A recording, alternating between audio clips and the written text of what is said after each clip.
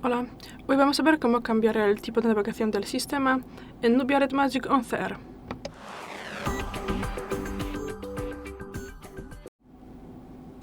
Para esto pasamos a los ajustes, luego tendremos que bajar un poquito y entraremos en la pestaña Personalización. Aquí abrimos la segunda posición, Navegación del sistema aquí. Y aquí podemos seleccionar entre gestos y ahora los estamos usando. Aquí tenemos sus ajustes.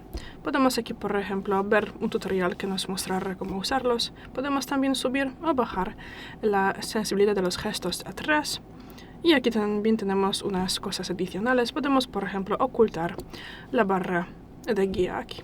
Y bueno, aquí activamos los botones virtuales y tras su activación podremos cambiar su disposición.